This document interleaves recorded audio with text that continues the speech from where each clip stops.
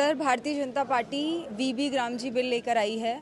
मजदूरों के अधिकार को ख़त्म करने की जो कोशिश है, इसको मजदूरों के अधिकार को बचाने के लिए कांग्रेस अब मनरेगा बचाओ संग्राम कर रही है। इसकी कितनी ज़रूरत है, क्योंकि मनरेगा ने मजदूरों को काम का हक दिया है देश में।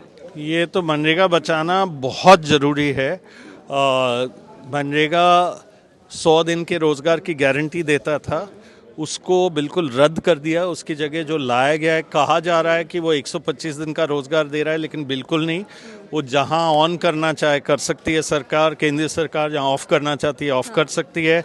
वो जितना बजट देना चाहती है, पहले तो था जितने लोग काम मांगेंगे 100 दिन तक उनको इतना ही बजट देना ही पड़ेगा कानून में। अब वो हटा दिया, जितना केंद्रीय सरकार देगी उतना ही चलेगा।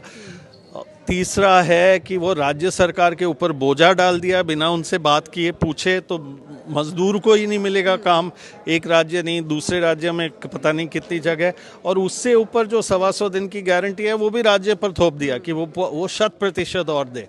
तो ये तो कोई गारंटी नहीं, गारंटी तो गया, रोजगार गया। और उसके बाद कई चीज़ें, पंचायतों के हक गए काम चुनने के लिए।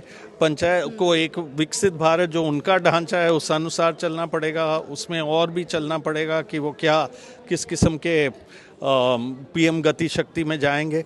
इसके लिए सारे लोग जो नरेगा से लड़े उस कानून के लिए, जनता वो आई है और वो सारे पार्टियों के पास जा रहे हैं और वो कह रहे हैं कि संसद ने सर्वसम्मति से जो कानून निकाला, बिना पूछे उसको रद्द कर दिया। और एक इतना बड़ा दुनिया में एक कानून मिला, ये छोटी बात नहीं है। तो इसीलिए ये यहाँ इकट्ठे हुए हैं, गांव-गांव जाएंगे, गांव-गांव से आवाज़ उठेगी और मनरेगा को वापस लाएंगे, उसको बचाएंगे और उसको ताकतवर रूप में, काम का अधिकार के रूप में पुनः स्थापित करके उसको और जोरों से इस देश में चाहिए। काम ही तो मांग रहे हैं, भीख नहीं मांग रहे।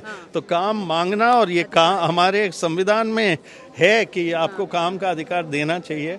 वो एक कानून था जो हटाया, हटने नहीं देगा।